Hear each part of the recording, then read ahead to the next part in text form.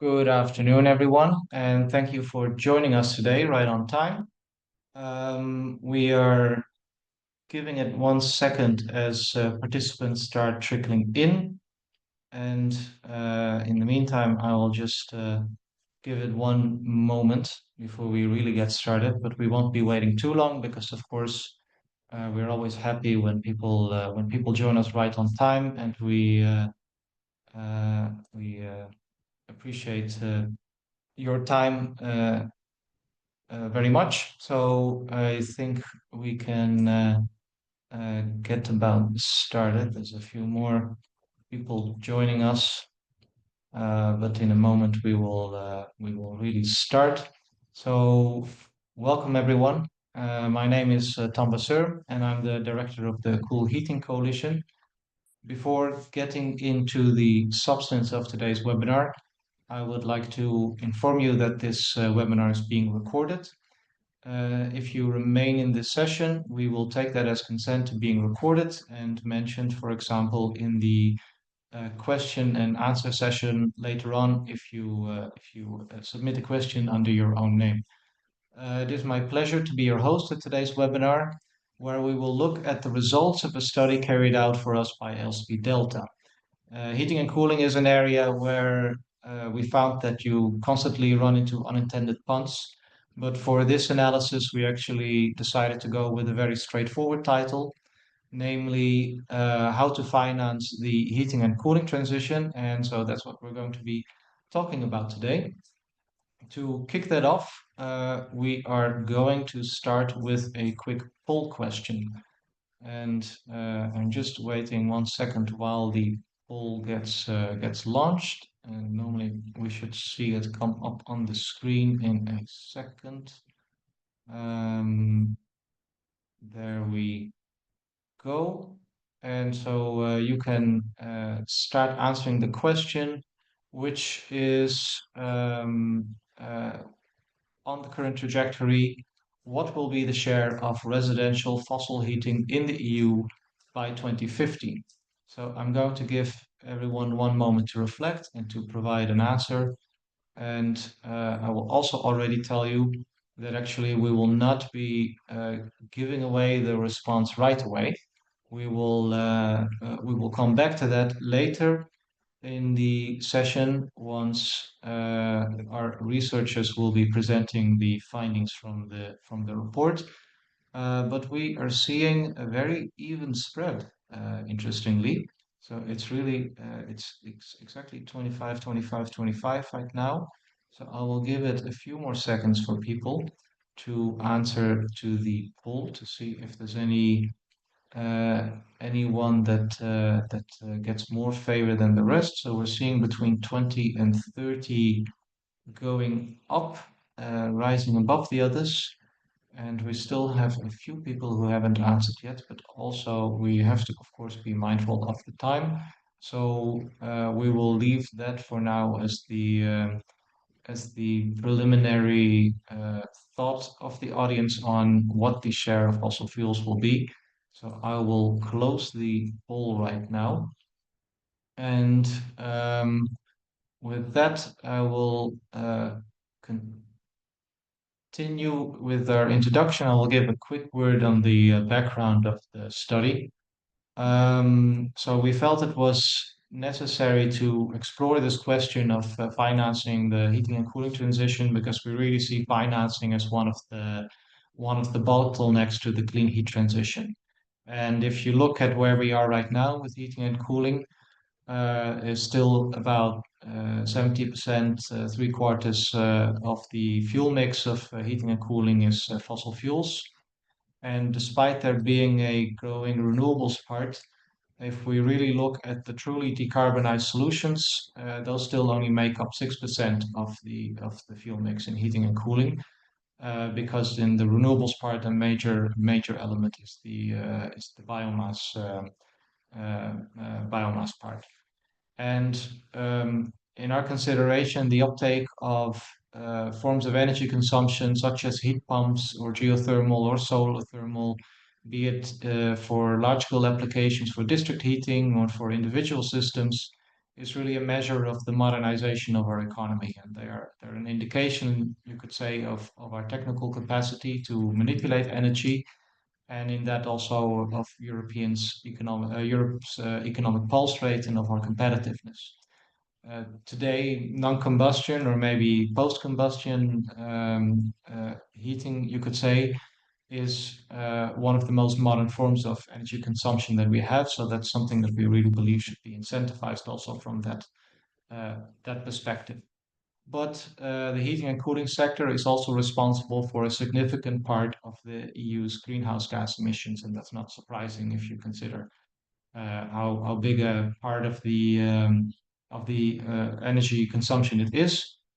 So without decarbonizing heating and cooling within buildings, we can also not really realistically achieve Europe's climate targets.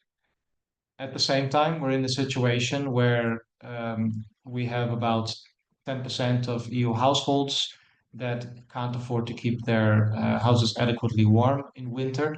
Now, there's some different estimations on whether that figure should be maybe a bit higher depending on what methodology you use, but we can say at least this.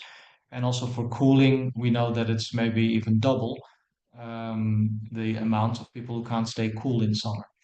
So while we know that these systems can bring people's bills down once they are in place, there still is a section of society that doesn't have a comfortable path to access these solutions, be it either because they just can't afford it, period, or because it's still such a steep investment that it's something that's a bit difficult for people to just step into like that. So we see there's a lot of stake in the clean heat transition, and that's why we want to tackle this question of financing. Now, before we jump into the report, I will do a very quick word about us for those who are new to the Cool Heating Coalition. So we are a coalition consisting of 16 EU-level organizations in civil society, gathering stakeholders from the environmental, social, and consumer domains, as well as think tanks. And our mission is to advocate for policies on supporting the energy transition in heating and cooling in the EU by 2040 within three parameters: solutions that are affordable, that are decarbonized, and that are renewable. And now a short overview of our agenda for today. So we are now at the end of our welcome and introduction, and we will be going into the first session, let's say, the first item on the agenda, which will be a short contribution by DG Energy on the policy context that we are finding ourselves in. After that, we will have a presentation of the study findings by LCP Delta, followed by reactions to the study by the European Heat Pump Association and by CE Bankwatch.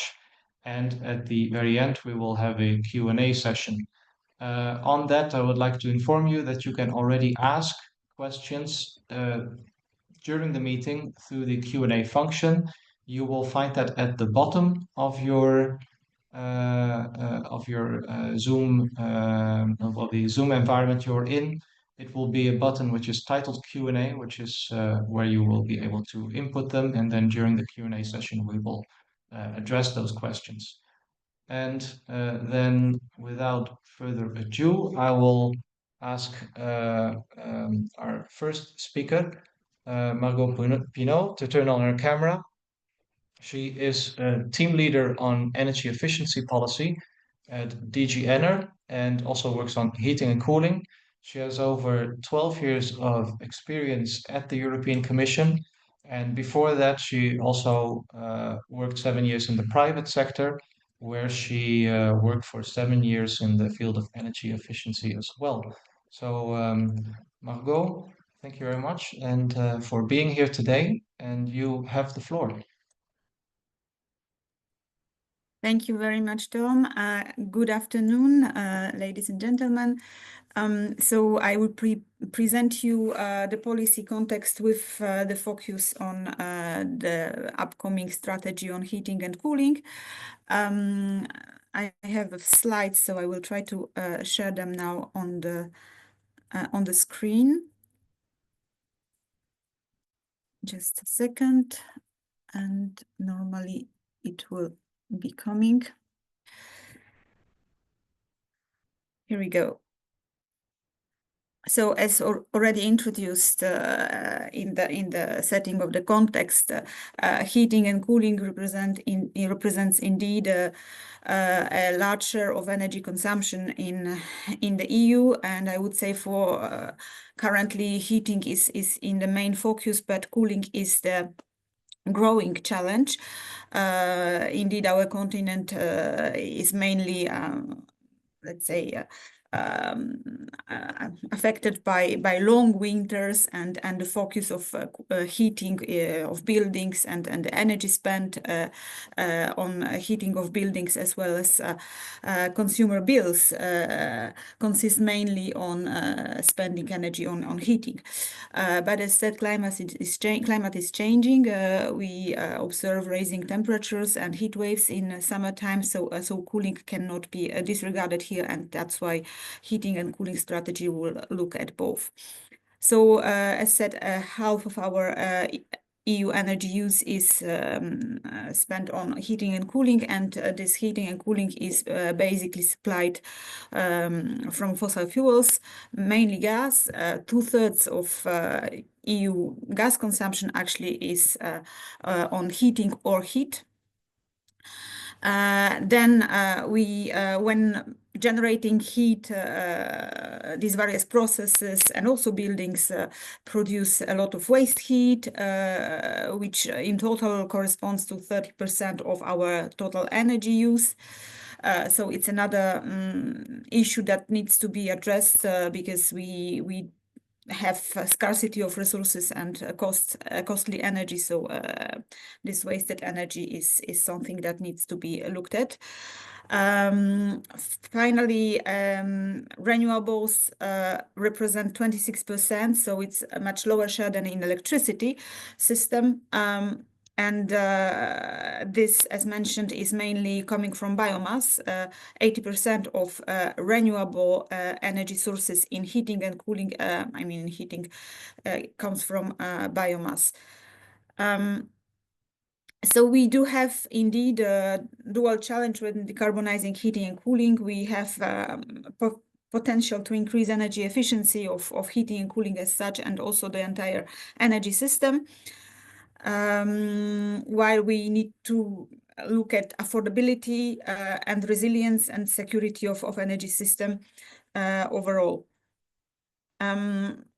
What is also characteristic for heating and cooling in the EU is that the picture is very diverse. Here you can see the share of renewable energy sources in heating and cooling, which is very diverse across member states. So we need to approach the transition of heating and cooling in also very specific national and regional and local contexts.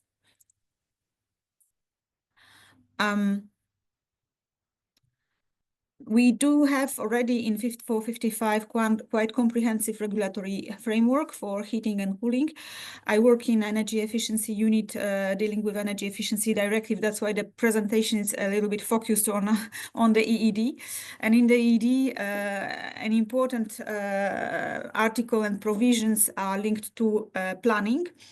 The recast EED, so the revised EED from 2023, put another planning obligation at local level. Before heating and cooling planning was done at national level in the comprehensive assessments of heating and cooling that are now integrated in national energy and climate plans. However, as of now, as of entry into force, also local and regional authorities will need to prepare local heating and cooling plans for those municipalities where the population is higher of 45,000 inhabitants. This is a very important element because indeed heating and cooling transition must be planned locally with the best use of local potentials in terms of renewable energy sources, existing infrastructure, technologies, and of course building stock and its evolution. And this we can have a clear picture only locally when looking at concrete districts, buildings, to see how the evolution is going. Then also in the EED, there are provisions setting the pathway for district heating and cooling transition towards decarbonization in 2050, which is set by increasing the share of renewable heat or waste heat to be fully based on only these two sources of heating supply to district heating in 2050. Moreover, in the Renewable Energy Directive, there is an overarching target for renewable energy increase in heating and cooling overall, so not only district, but in general, which is binding for member states. And then there is a non-binding aspirational target for district heating also to increase renewable share in heating supply. And this is linking in somehow and strengthening the provisions that we have in the EED for district heating decarbonization. And actually, I missed one slide here, and sorry, because I didn't adapt the presentation for the specific discussion, but we should also discuss about energy performance of buildings directive, obviously, where there is a very important provision about phasing out fossil-based heating, so standalone fossil fuel boilers, and decarbonization of heating that needs to be planned by member states, and this should also be linked to the heating and cooling planning that will be then rolled out at local level.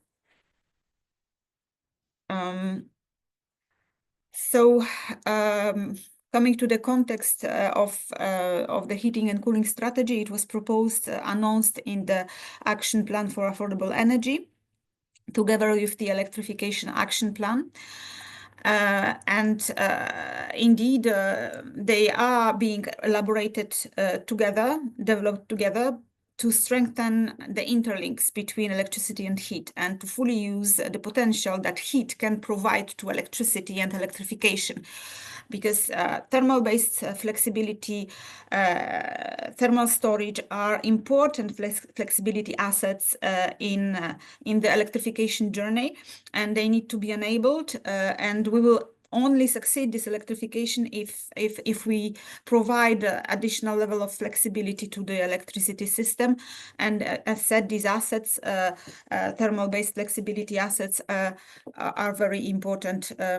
And then that's why it requires a dedicated look on heating and cooling in the context of electrification. So we are looking at complementarity and consistency between the two. But of course, our common objective is to phase out fossil fuels. Yes, in the heating and cooling strategy, it will be obviously from heating system. Then the strategy will be promoting local clean heat sources and technology solutions, fully use the potential of flexibility based on thermal energy systems, which can be individual or district level, increasing efficiency gains through integration of waste heat and the acceleration of deployment of clean heating technologies, such as heat pumps, but also other like thermal storage, district heating. So indeed, we have the framework already in place in Fit for 55 package and beyond, which needs now to be effectively implemented on the ground, and we need to provide the enabling framework, including on financing, because it's a very substantial investment effort that is ahead of us, and we need to properly design financing. So it's a very timely and important discussion that we are having here.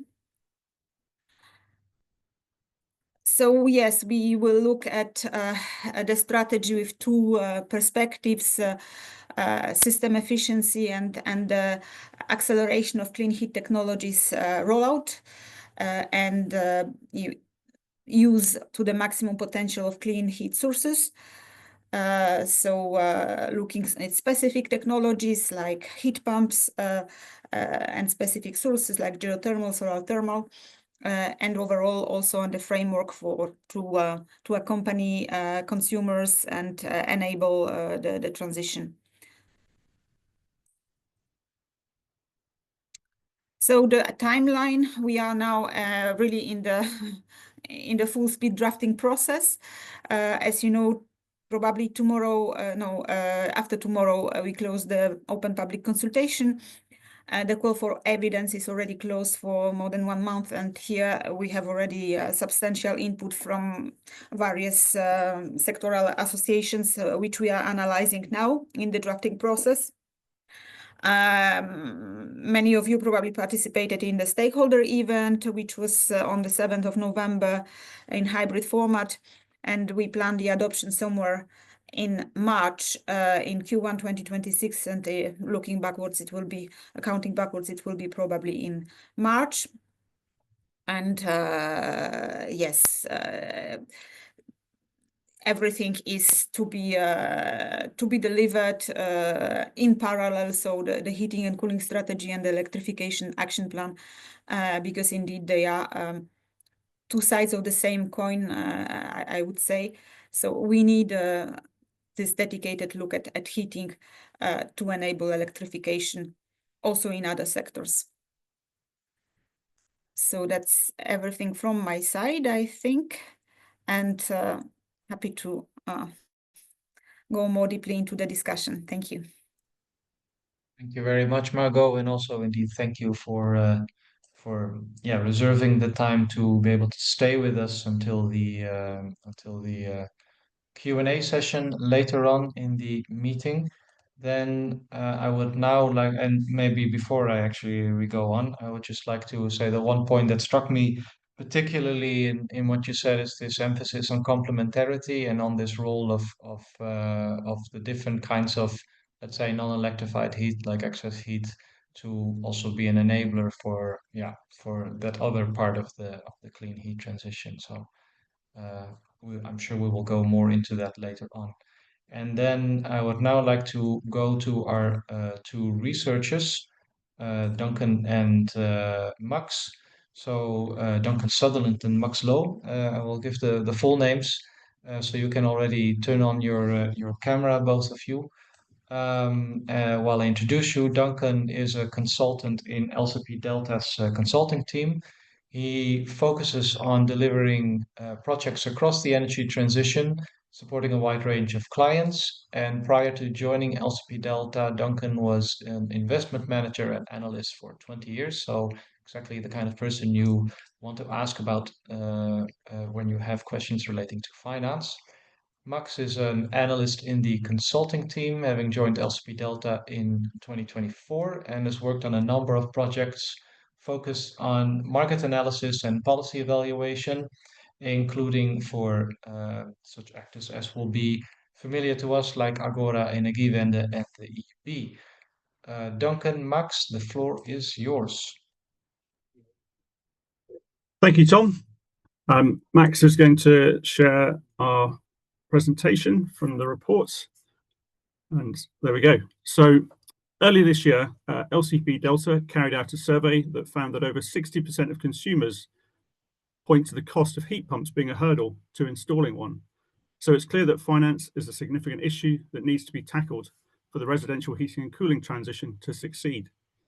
In March, the Cool Heating Coalition commissioned us to carry out a study to assess how much finance is going to be needed for this transition, how that compares to the level of finance that's currently available, how the finance gap between those two can be closed, and how the money can be provided to households to install clean technologies. As you can imagine, this is a huge topic to work on. It involved analysing the costs of the transition for 7 countries in detail and providing an estimate for the EU as a whole. There are an enormous number of elements for us to consider, from the details of the technologies themselves, the cost of these technologies, the potential allocation between these technologies, how much this transition would cost, how the financing for this cost could be raised, and most importantly, how the finance could reach the households. In a moment, I will hand over to Max, who will go through the methodology we used. But to begin with, we thought it would be useful to provide a summary of the report's findings.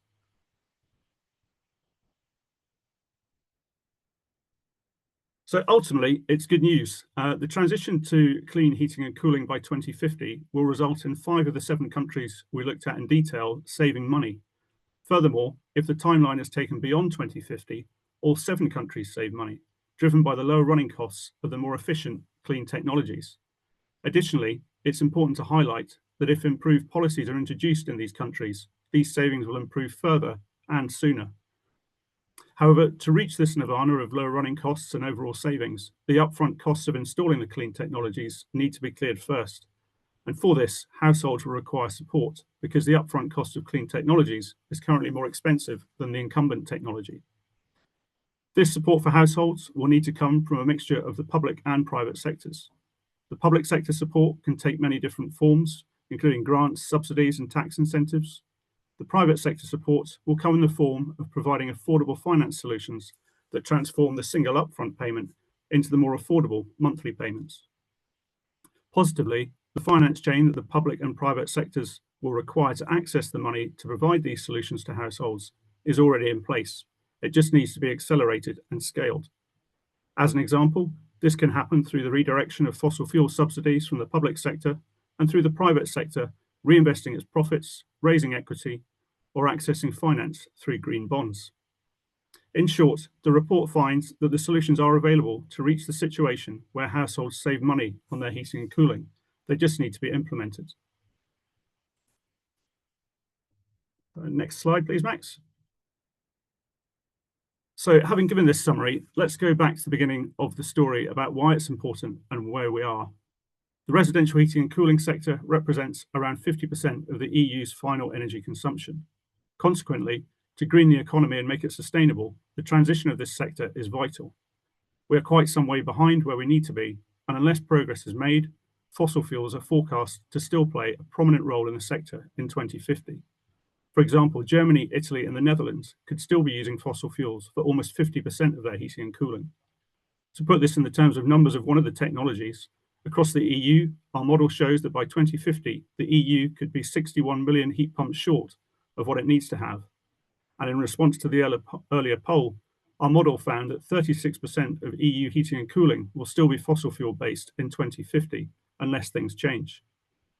As detailed, finance is one of the biggest factors for this shortfall, and the reason that the Cool Heating Coalition wanted us to research into it.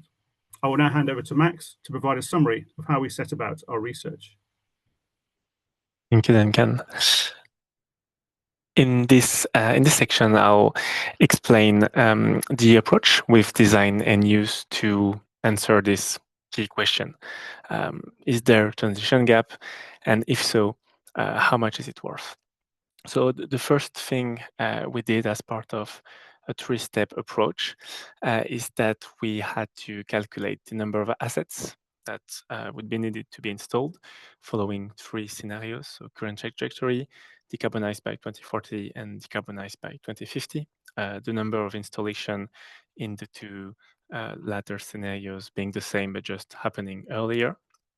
And for this study, we considered 4 technologies, 3 heating technologies, so heat pumps, district heating, solar thermal, and air conditioning for cooling. Based on the evolution of the EU building stock in 2040 and 2050, we calculated the numbers of assets needed to be installed. What we did afterwards was that we had to assess the investment levels needed to reach this transition.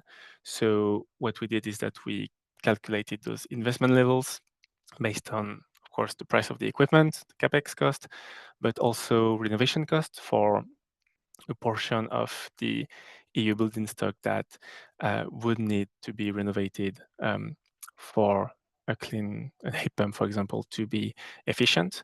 But we didn't stop there. We also took into account training costs associated with the growth of some industries. So, for example, training costs for additional heat pump installers. Lastly, we also calculated the net running cost. So meaning that usually with those cleaner heating equipment, on average, the running cost of lower. And so households over the lifespan of the asset do save money. So we calculated this and kept it for a later part of the analysis that I will detail later. At this stage, we obtained the financing needs, but then we had to answer one last question. What was Europe's ability to finance this transition?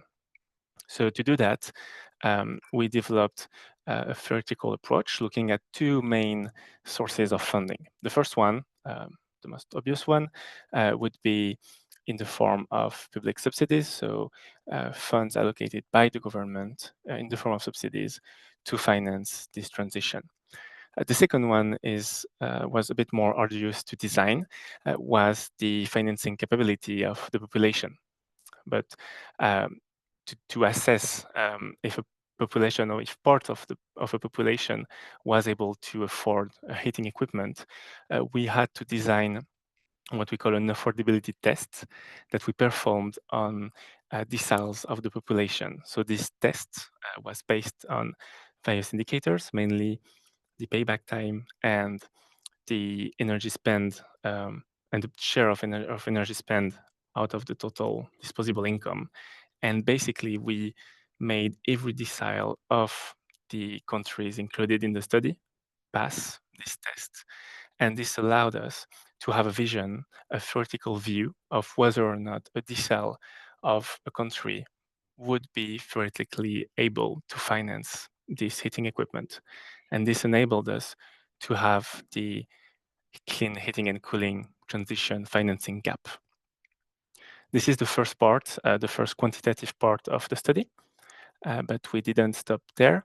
Afterwards, we also evaluated the existing government policies, researching which policies are working, which are not, and based on the results from our model and also stakeholders' feedback, we formulated policy recommendations to unlock the finance that's needed.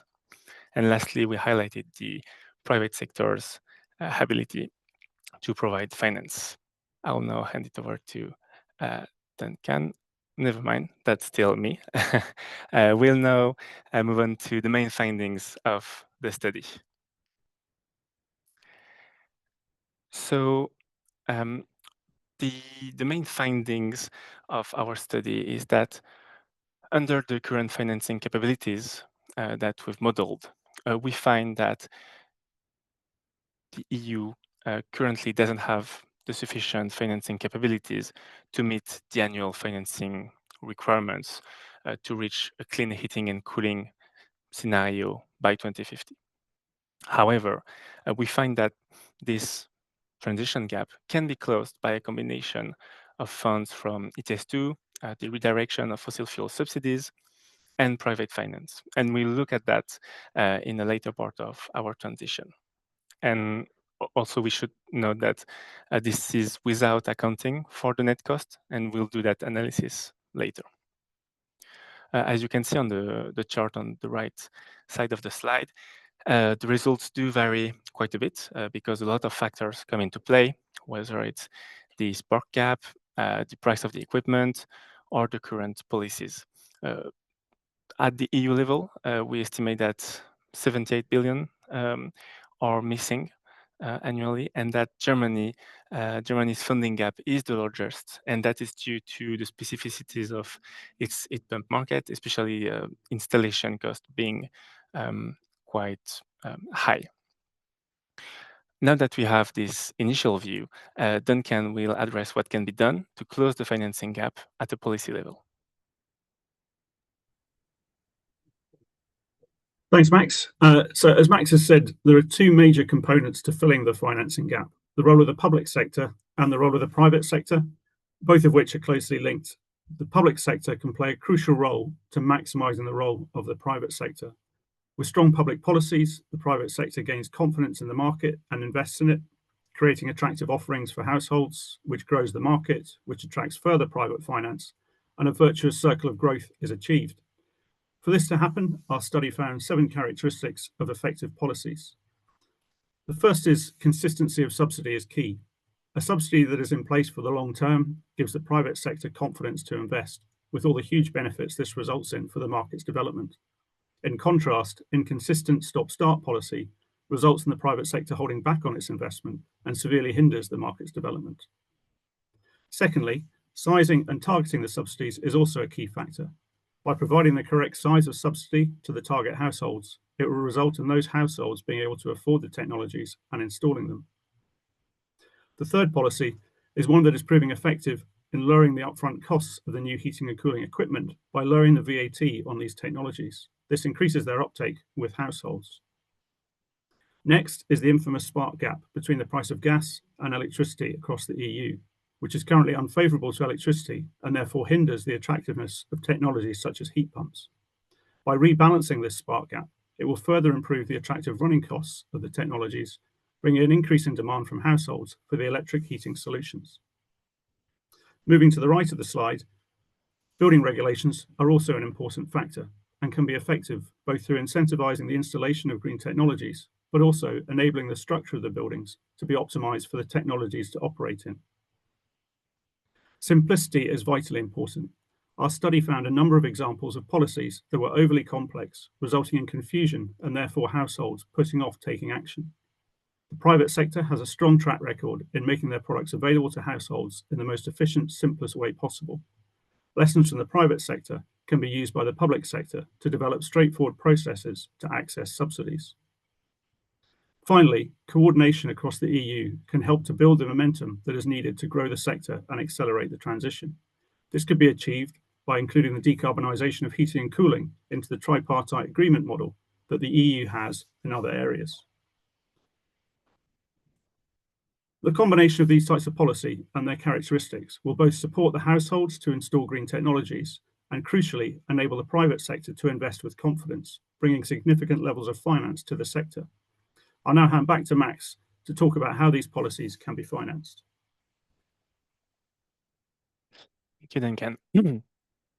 As part of this study, we've identified 3 areas the government could fund the transition from. The first one would be the revenues from ETS2, so the extension of the emission trading mechanism and extension to the transport and building sector will generate additional revenues that could be allocated towards the residential heating sectors. Green bonds also through the issuing of sovereign or municipal bonds can mobilize private capital and allocate this towards a low carbon infrastructure. And lastly, the redirection of fossil fuels. And we would like to quickly focus on this. In 2023 alone, the fossil fuel subsidies were big enough to bridge what's needed to transition on an annual basis. And even acknowledging that 2023 is kind of an outlier, and that we don't expect all fossil fuel subsidies to be redirected towards this sector, we want to show that there are vast amounts of funding that are available to fund this transition gap. Furthermore, that's not even factoring in the private funding, which Duncan will cover more in details on the next slide.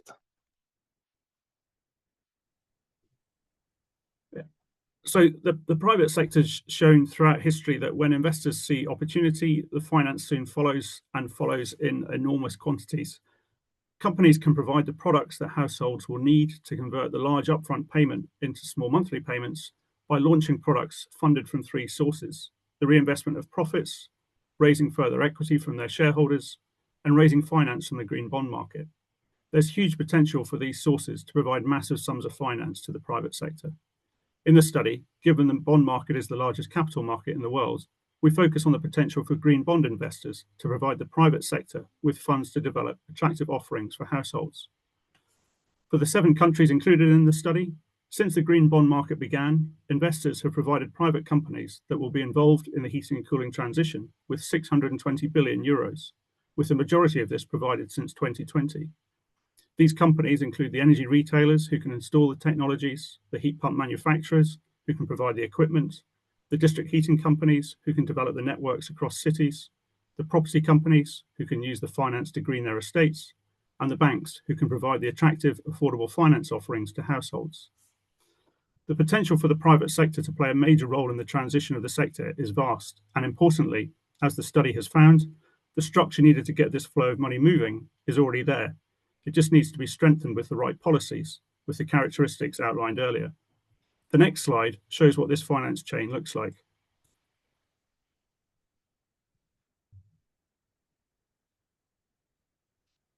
So, as detailed over the previous 2 slides, the finance to enable households to install green technologies can be achieved through a mixture of redirecting existing public funds and attracting new private sector funds. The finance chain begins on the left of the slide with the first link, where the money can be sourced. Here we see 3 main sources: private companies and their profits, investors such as pension funds, and finally, government revenues. Each of these 3 can provide the funds to the entities in the middle link of the chain, the technology providers, the banks, and the governments. This transfer of money to the middle link of the chain can take the form of reinvested profits, green bonds, equity issuance, the redirection of fossil fuel subsidies, and money from ETS2. Once the entities in the middle link of the chain have these funds, they can then pass it on to the final link in the chain, the households. The transfer of the money to the households can take the form of finance agreements from technology providers, or green loans or mortgages from the banks, in combination with the grants and subsidies from the governments. With access to this type of finance available to households, this then removes the hurdle of upfront costs, replacing it with affordable monthly payments. Most importantly, it moves the households towards the overall savings outcome that we spoke about at the start. I'll now hand back to Max to talk about just how large these savings could be at the country level when compared to an alternative future where we fail to make the transition. Thank you, Duncan. This will be the last slide of our presentation, and I think it carries one of the key message we want to convey throughout this study. Our conclusion is that compared to the current trajectory, this transition results in household savings. So how did we get there?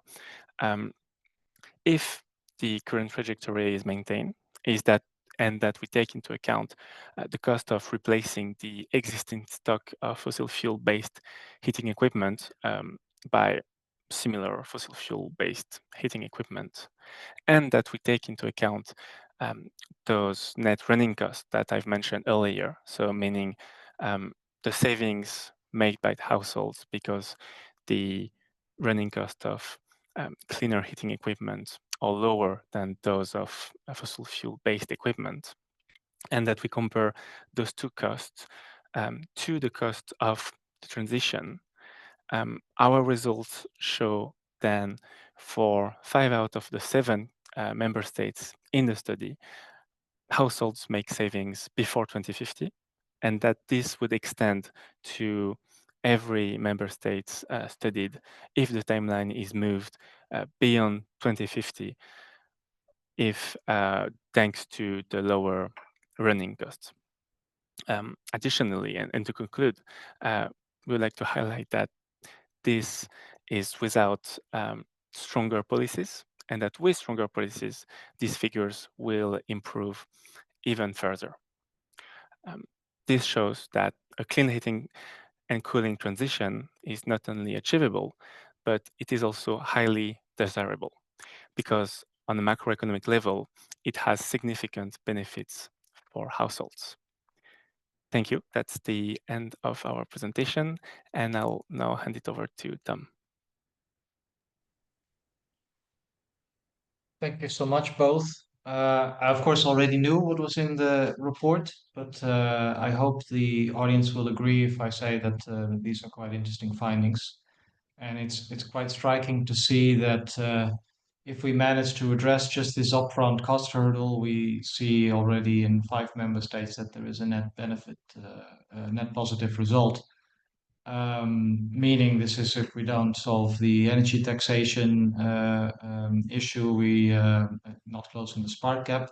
That is, if we don't adjust the VAT rate on heating systems, if we don't have great innovation or really big significant reductions in the price of devices.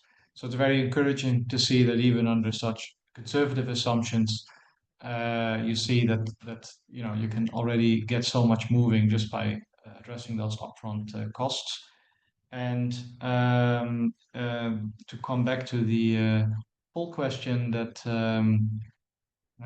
we asked in the beginning, for those who missed it, so it was not so much 20 to 30, but 30 to 40, which was the correct range, at least within the estimation we made in the study. Then I would like to move on to our next speaker to respond to these findings. So we start with Jozefien Vanbecelaere, Policy Director at the European Heat Pump Association. And in this role, she is managing the policy team, overlooking the different files and the advocacy strategy. She's been working with the European Heat Pump Association for 5 years, and before that she was the policy advisor at the Flemish Heat Pump Association. And I think we're going to be putting some slides on the screen.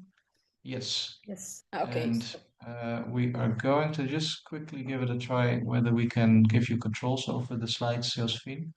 Yes, I can also share myself. I tested. It should work. And otherwise, we do the classic next slide approach. Yeah. Okay, I will try. Oh, look, there you are. Yes. Okay, I will put in presentation mode. Yeah. Yes. Yeah. Okay, Perfect. very good. Continue to share. Yes. Okay, so indeed, good afternoon, and thank you to the 2 colleagues from LCP Delta and to Tom and the Cool Heating Coalition for this very, very interesting study. I'm quite sure that we at the European Heat Pump Association also will be using this data and the findings in our work. It's really, really valuable, especially, and very timely, as also Margot pointed out. So from our side, I first want to highlight a little bit the market development and why indeed we need the financing of the clean heating transition. So if we look at the heat pump market development, we've seen for the past 10 years steady growth. And then in 2022, we saw really a peak due to the energy crisis and the Russian invasion into Ukraine and the high gas prices. But after that, we've seen again a reduction of the sales. So we see that there's really a lack of a long-term stable growth for heat pumps. And some of the reasons you see also on the left on the slide are, for example, the spark gap, so the high electricity to gas price ratios, also ambivalent policies and changing subsidies, also some elements that were highlighted by LCP Delta.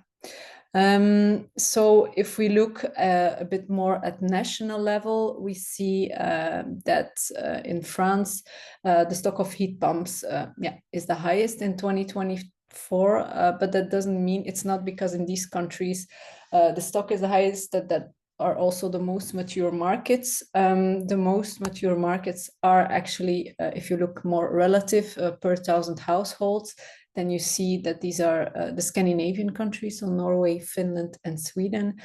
You can see that at sales per 1,000 households, they are between around 30 and 48 heat pump sales per 1,000 households.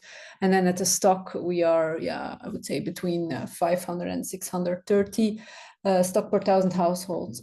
So that's a bit the numbers of a mature market. And then if you look at the lower ends, you see UK, Czech Republic, Slovakia, where the numbers are much lower, but it also shows that there's really still a high potential to develop in those markets.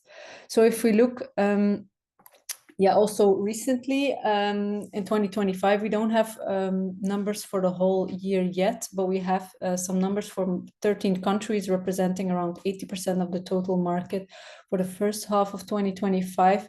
And there we see again a slight increase of 9%, but it's really a bit a mixed picture. If we go more into detail into specific countries, we see, yeah, it's not that in these 13 countries it has all been growing. For example, we've seen a growth in Poland, in Germany, but then in France and Switzerland, for example, we saw a reduction. So it's still a bit of an, how do you say, ambivalent picture depending on local situations. Yeah, so we will know more, I would say, later. Yeah, towards the end of the year, beginning of next year, to see how the development is for this year.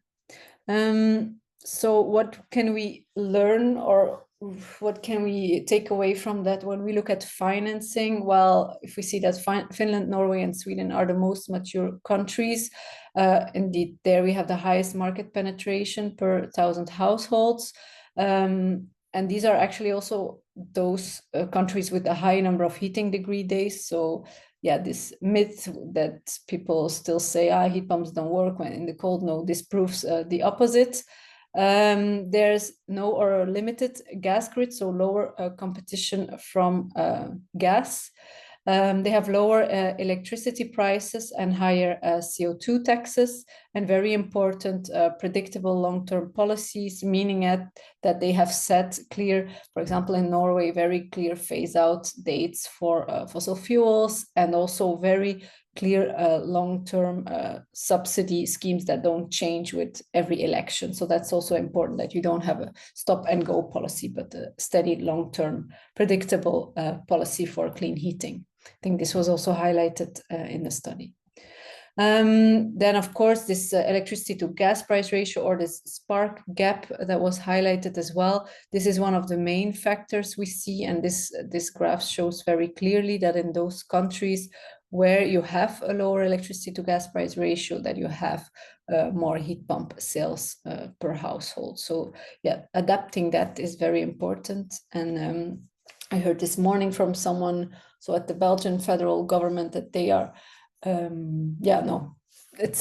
was just thinking, no, it's another measure that they have taken, lowering the VAT, which is also important, but it's actually the VAT on heat pumps and not on electricity. But that's also important.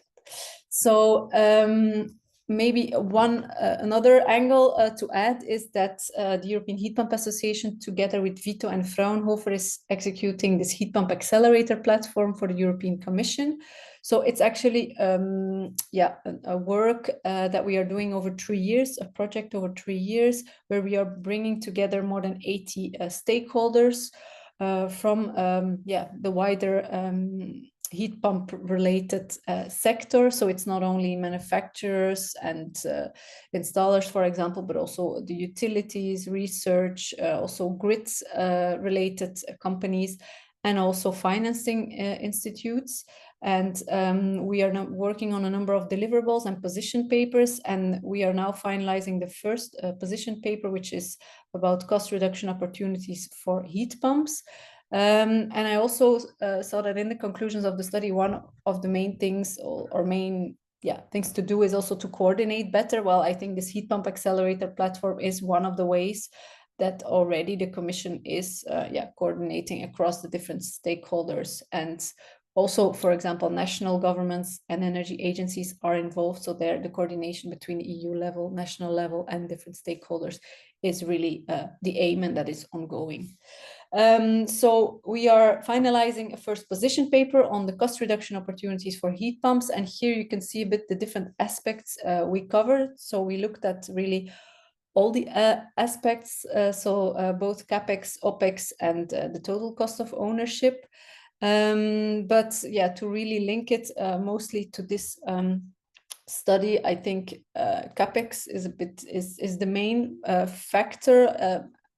That's what I mainly understood under, how do you say, financing the transition and lowering this upfront cost hurdle. So there, that's why I, in the next slides, focus more on the CapEx. So suggestions to improve this financing or the CapEx focus, some aspects that we included in the paper was to adapt fiscal legislation. So indeed, to reduce the VAT on the supply and installation of heat pumps, to allow tax write-offs for investments in clean heating for business, and for example, also to use property taxation policy to incentivize the installation of heat pumps. So these are three examples of concrete measures. And then also that heat pump funding and subsidies should be further optimized.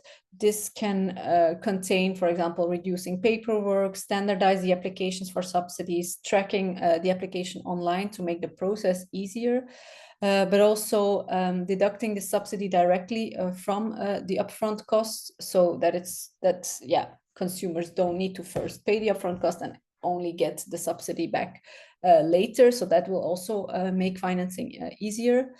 Establishing structural green credit financing for heat pumps. Also sharing best practices on heat pump subsidies. So we've seen so many different schemes in so many different member states, really putting together what works well via, for example, a handbook, via a concerted action coordinated at EU level, so that mistakes that have been made are not repeated. And then, of course, also mentioned in the LCP Delta study, leveraging the Social Climate Fund to really support the vulnerable households. But of course, in this paper, we look a bit broader than only the policy framework. We also look at other aspects that could reduce the upfront cost or the CapEx. For example, technology. So the industry itself could, for example, increase the production of more plug and play and modular solutions, which are easier to install, take less time, reduce also the installation cost. Also increasing competition amongst installers and in the market in general by, for example, enabling new business models, new market actors, these new business models like social leasing, heat as a service, one-stop shops, joint purchasing, energy performance contracting. So all of these type of models that move away from the typical manufacturers manufacture and installers install, but are also more blending, for example, bringing in utilities and so on. This increases competition, and specifically in countries like Germany, which was also mentioned, can reduce also the margins on that installers take. And then related also to that, the installation, so further digitalizing the installer profession to reduce, for example, the timing spent in the house, support installer training, so there's just more installers and competition increases.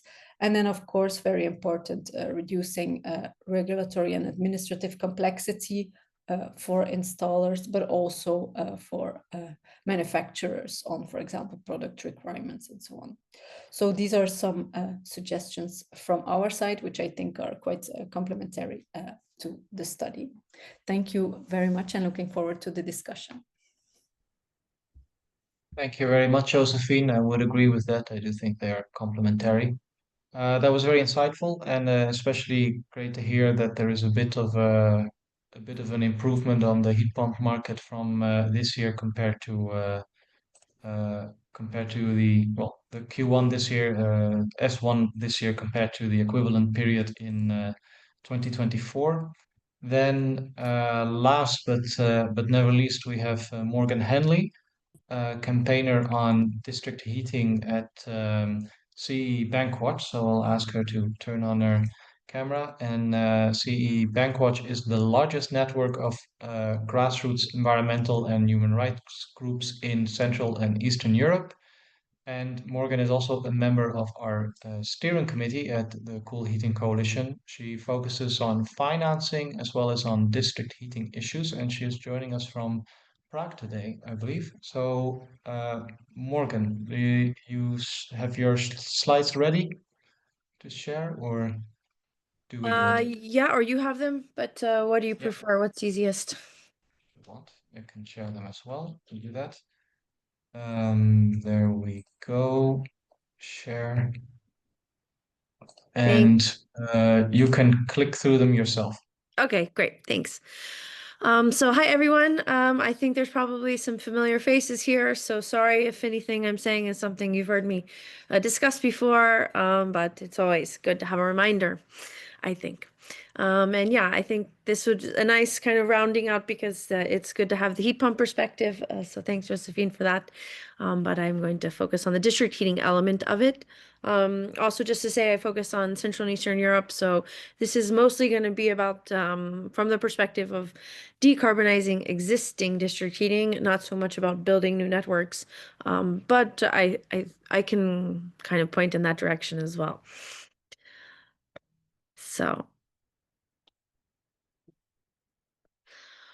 So let me just kind of give my sort of 2 cents about what are the challenges for getting the clean district heating wave going, and where we kind of see the bottlenecks. So one of the biggest issues we see is that gas is still eligible for public financing if it's replacing coal capacity and is a CHP. So as we saw in the beginning with this district heating definition, it's only until 2050 that these CHPs need to be phased out. So we're still seeing new capacity come on, which is a bit worrisome because unfortunately we don't see then the push for the other renewables being built simultaneously. Because as most of you probably know, the existing district heating systems in Germany and in the East usually revolve one centralized big CHP, combined heat and power plant. And so what we see is a tendency to just replace that one with another big solution. And that would be can be waste incineration, biomass, or gas. And even despite the sort of, call to phase out gas, we still see more and more capacity being built. Another one is waste incineration. This one is coming up a lot, but it's not eligible for public finance because it's not applicable for the do no significant harm principle. So we shouldn't see any more waste incineration being financed. The only place it was being financed before was from the modernization fund, which I'll mention later. And then biomass. This is eligible for public financing because it's a part of the RED, as we saw in the first presentation. And right now we don't see many incentives to diversify, apart from just the market, apart from not having enough supply of the biomass itself. So, but what we also see is a lot of overcounting of how much biomass would be available in the future compared to what actually exists now. So I don't think there's magic forests growing anywhere that we can count on. So just a sort of warning from our side. And then unfortunately, some of the technologies we would like to see more of, such as geothermal or industrial size heat pumps for district heating, it's still really sparsely invested in from the EU financing side. Sometimes it's deemed as too risky, especially for geothermal. So it's unfortunately not included in a lot of the finance options that we've seen.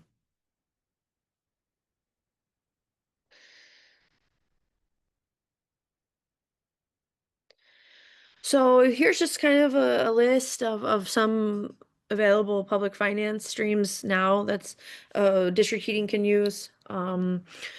Resilience and Recovery Facility. This was, the COVID relief financing from the EU, the cohesion funds as well.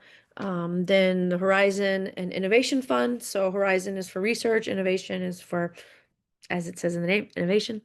Modernization Fund, that's only for 13 member states, the 13 lowest income member states, so Central Eastern European countries, and now Greece and Portugal. Then there's also the EEA and Norway grants. It's also something I've seen more and more as some countries and other kind of development. USAID, for instance, was at one point involved in this world in financing district heating, either modernization or new fuel sources. Then there's the European Investment Bank, or the EBRD. One of the main things they do is offer technical assistance apart from offering loans. So usually, yeah, there's programs like Jaspers, which would, or Target. Target is specifically for just transition regions, which would help municipalities prepare technical assistance for how to decarbonize their district heating system, for instance. And then afterwards, they would also then help them prepare to request a loan from the EIB.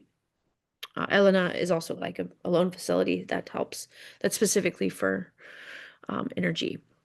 And then there's national funds. So also probably depending on what level you're looking at, you might have be in a country where there's a pretty decent national funds option for financing district heating. There's probably always going to be some kind of national fund.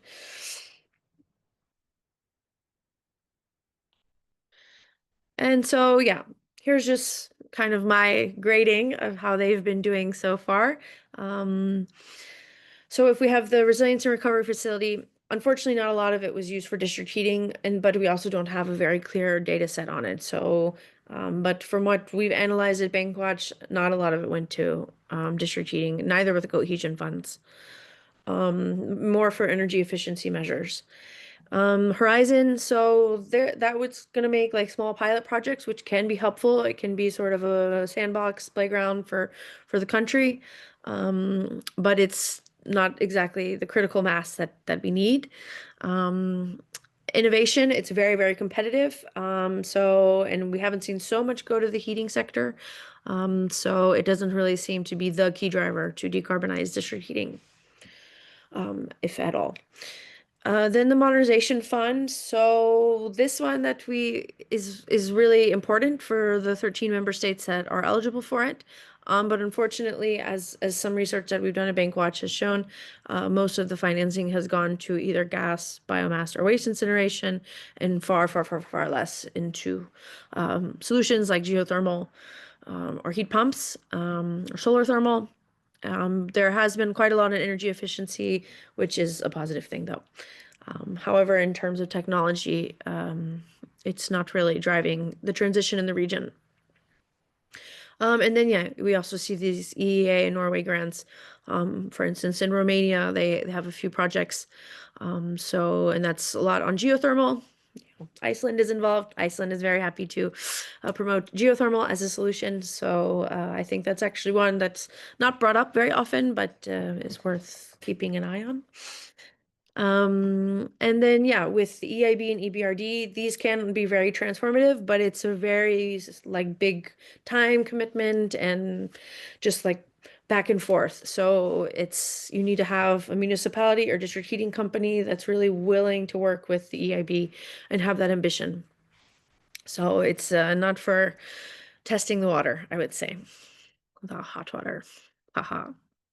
Then yeah, for the national funds, as I mentioned before, it's really going to depend on the country. So like the two that I would say are probably spoken in the best of are in Germany and France, which I think what's helpful is that the companies know that's where to go. This is what's available, and they're able to kind of get that financing pretty straightforward, even though they also have some complaints about how it's working. So I think also having best practices on the national level funding sort of homes would be very useful on the national level.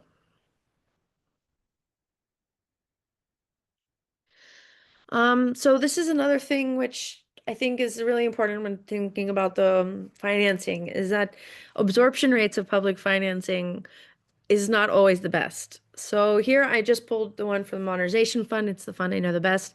And as you can see, this is from the end of 2024. So the numbers would be slightly different today, but not much. You don't have that much absorption of these funds. So some have barely even touched their pot of money. So with the Modernization Fund, each country has a certain amount of money that they're entitled to. It's just about when they ask for it over the period of the funding. So yeah, as you can see, any of them have gone over even 50%, and there's only 3 more years of the fund left. So, well, 2027, so 3 years, including this year. And the modernization fund, maybe just to mention, since I didn't before, it's for, what it says, its name is in the title. It's for modernizing energy systems. So it can definitely go for district heating modernization, the pipes, the fuel source, helping with the buildings, everything included there, but also electricity and transport as well. And I think like one point I think is useful to see is even Hungary is only taken 13% of the fund. And this was despite that their other like cohesion, resilience, and recovery funds were blocked because of rule of law issues, which the modernization fund wouldn't have been impacted by those. So even when there was this pot of money available, they weren't requesting it that much.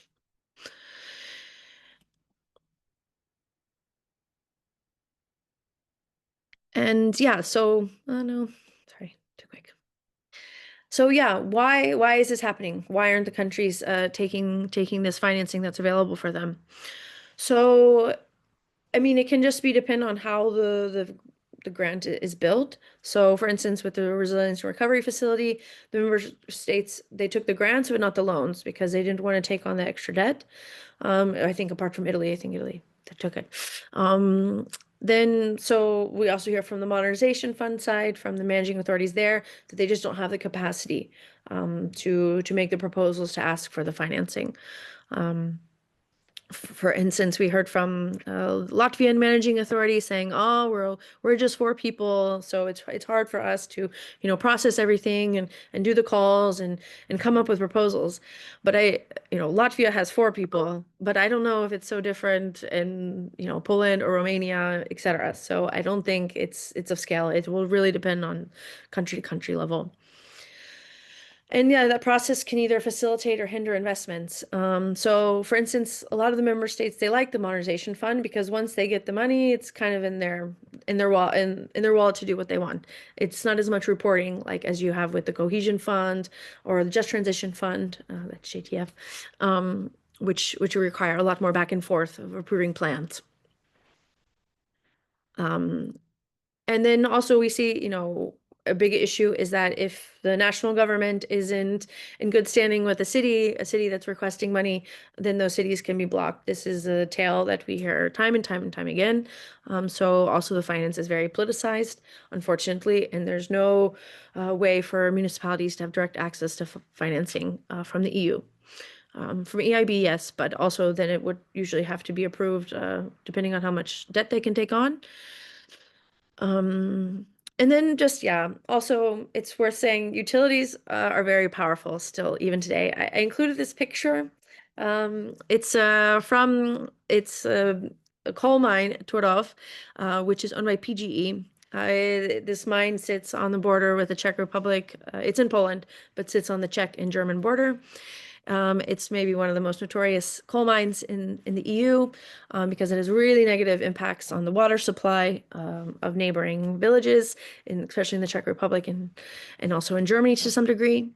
And there were protests against this mine for years. And, one that I was a part of, we had a whole busload of coal miners that were brought in by PGE to save or to protest saving the coal mine operation.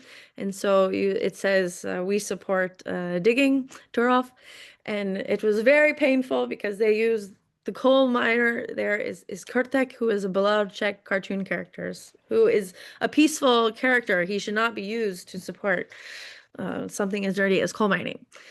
Which I use this example just to show that, and this was 5 years ago, it wasn't so long ago, that PGE, which is a very, very powerful utility, is still defending coal mining. And then when you ask them about a transition for their power plant and the heat that comes with it, they have nothing, which also meant they didn't get access to just transition funds.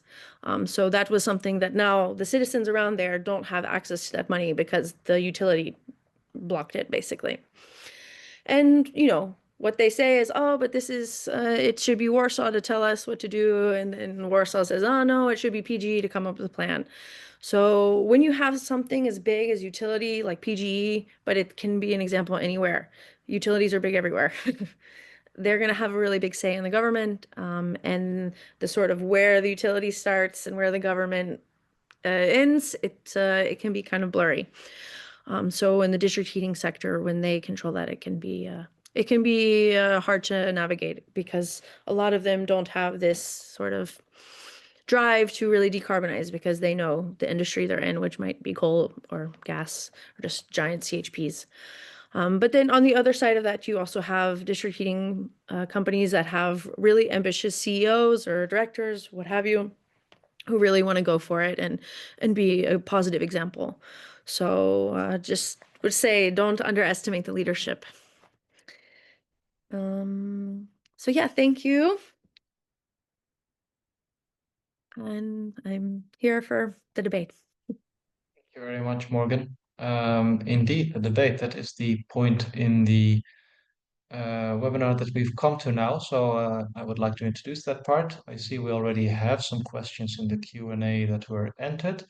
And I would like to ask Jozefien and Margot to turn on their cameras as well. And from LCP Delta, we will now be joined by two new experts, Zoltan Karpati and Thomas Barca, who also worked on the report and who can answer any questions on the methodology and assumptions underlying the study. Zoltan joined LCP Delta in 2021 and is a senior consultant, providing insights into the opportunities related to the energy transition in heating, ventilation, and air conditioning. And Thomas is research lead for LCP Delta's heat team. And next to his research work, he also supported a project on the feasibility of introducing clean heat standards into the EU, which is also something we have spoken about more. And he joined LCP Delta 4 years ago. Before that, he worked 6 years in the research and consultancy sector, focusing on heating and smart building markets. And so I will just see a moment which questions we have in here. And I would maybe like to start by one by Oliver Rapp from BPIE. And I think this is for Thomas and Zoltan. Could you explain in more detail how the transition costs have been calculated? And could you present some details on the scenario assumptions? I'll hand that one over to Max. Okay, Duncan, yes, you can also. Thank you, Tom. So I think this is a great opportunity also to make a call out to check out the study, which has all the assumptions and details linked, but maybe just to give a few details now. So to give you more insights into how we calculated the transition cost. So we've used renewable pathways to reach decarbonized residential heating stock. So meaning in 2040, in 2050, what would be the decarbonized heating and cooling mix. And we got those numbers from an EU study published in 2023, which is also linked in the main study of CHC. And we've used this to derive the number of assets and exactly which share of technologies. So of course, we've made some adjustments, but this was the foundation for our work. And then we used that to calculate the transition costs, and the transition costs are provided in more details in the study as well. So you have it per country and per technologies. Yes, and that's also something I wanted to say before. I really encourage everyone to look into the study, which we have just in the chat pasted the link, which goes very granular into also the different member states and the policies they have. Then a question by Paul Welling, which I think is best for Jozefien. And it's the question is, industrial-sized heat pumps are not invested in a lot. Is there any technical evidence to suggest that they wouldn't work sufficiently well, or what is the situation there? I imagine is the question basically. Yeah, so no, for sure they work very well, but it's a more, how do you say, yeah, there's the also the data we have and so on is much more developed for the residential market, just the industrial and also large heat pumps for district heating. It's more of an earlier market, so to say, but the technology is mature, but often, yeah, these heat pumps are often, yeah, tailor-made. It's much larger projects, many more parties involved and so on. So it's more complex. Yeah, it's a bit of an earlier market and a more complex market. But I would say at the moment, there's really a momentum. Yeah, it's really also since the Clean Industrial Deal, it has been also by the European Commission been taken up much more clearly than in the past. So industrial electrification and large heat pumps also for district heating, for example, in the Clean Industrial Deal communication, the Affordable Energy Action Plan, they are really referred to quite clearly. So yeah, I really see also a momentum and their it's increasing attention towards these solutions. Thank you, Jozefien. And then I see there's a question for Morgan. What levers or opportunities could we find bypassing the member state government level to provide funding straight to local decision makers? Well, this will be, I think it's already quite a big debate in the discussion on the next MFF, where, yeah, there's a concern that it's even more centralized approach than exists now. So I think just keeping in mind that the more centralized things are, it can get more political. So having, really targeted things, such as, just transition fund that exists in this current MFF. We're not sure if it will happen in the next one. Just having, these kinds of funds that are specific for regions is one way. I mean, right now, as I think I said before, the EIB is one place you can go, but it also then depends on if you can allow more debt. Depending on each municipality, it can be a very different situation. For instance, in Sofia, they are in total debt now, so they can't borrow another euro. So any solution there would have to be outside of lending. But yeah, it will be, I think, primarily through the next MFF. Yeah, and we will indeed see what the shape of that will be. It can be very different if the current proposals, more or less make it to the finish line. Then Margot, I have a question for you, and this might be a bit more in a different side of in a different team, but I still wanted to ask it to you. So we know that applying minimum taxation on electricity decreases the running cost for heat pumps.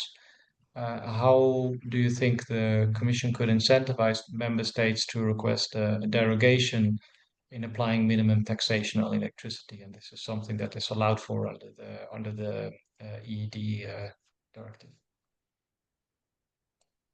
Yes, indeed. And overall, lowering the electricity costs is, as you see, one of the main objectives of Affordable Energy Action Plan. And there are a variety of factors that can restore the level playing field between electricity and fossil fuels. And taxation is something that is not in EU competencies, national competency, but still what the Commission will do is the guidance and recalling that indeed these possibilities of lowering the taxation already exist, putting this in the context of Electrification Action Plan, and rolling out the whole strategy, why we need it, why OPEX is super important to restore the level playing field for heat pumps, but also for other electrification technologies in all the sectors. So it is really a general problem that we have of the costs of electricity, of which taxation is one of the elements, because there are other, and all will be to some extent addressed at the extent possible at EU level, and then the action needs to be done at the national level. So also network tariffs, subsidies, of course, which needs to be shifted from fossil fuels to clean technologies.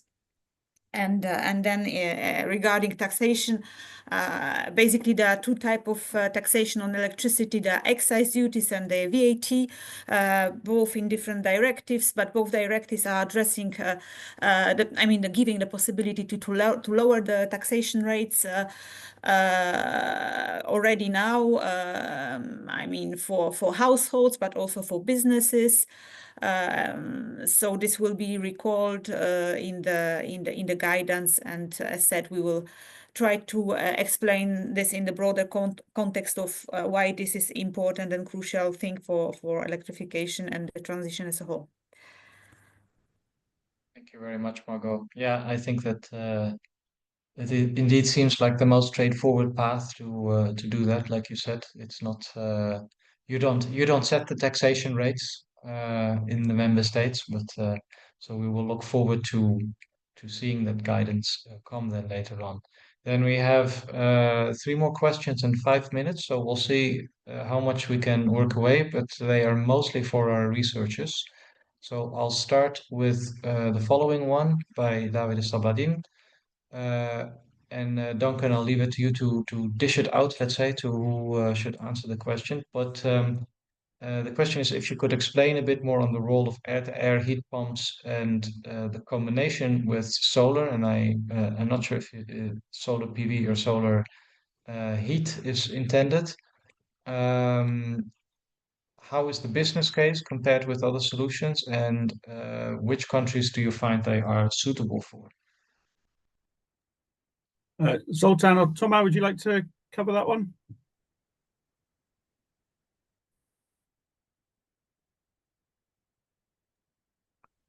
Yeah, sure.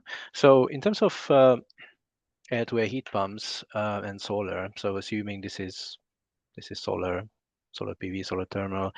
So in terms of availability or suitability along the countries, it would be more on the countries which have a climate with milder climate, I would say. So solutions where it can be used for heating mode if it's winter, but also to provide cooling. Of course, if it's about solar PV, then there needs to be some sort of storage solution, a battery installed with it. If it's about this, if you mean solar thermal to produce domestic hot water with it, then again definitely would be in this climate. So we're thinking more on Spain, more in Italy. It's definitely it's not something we would see in Central Europe in large numbers. Thank you very much, Zoltan. I think we have space for one more question before we close. And this is also for LCP Delta. So in the financing chain, Duncan, that you presented, one of the attendees had the impression that it seems that models like social leasing are not recognized as eligible for public support. And the question is this since heat pump ownership is not clear in this case? Yeah, so for the reports, we did focus purely on the ownership model, and there is the option of heat as a service and leasing. So that's another factor, and I think we do look at a case study in the reports where Thermondo had to remove its leasing product because of issues with the subsidies. So that is a factor I think that the question is aimed at. Thomas, would you like to make more comments on the leasing model that exists in the EU? Thanks, Duncan. Yeah, I think that's an important point there. And then you mentioned the case of Thermondo in Germany, and I think at the moment in the UK they are looking into that third ownership of heat pumps through the bus scheme, and it's always a tricky aspect. But yeah, we've seen some successful leasing propositions across Europe.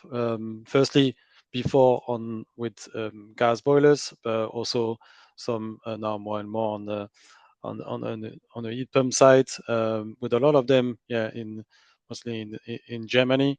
And what's interesting, I think, with that is that when we do our customer survey, we can see that there is an appetite from consumer for alternative payment methods, and one of them is leasing, but there's also financing, green loans, and so on. So once those issues around for leasing or on ownership is kind of fixed, then I think the consumer will go towards those type of propositions.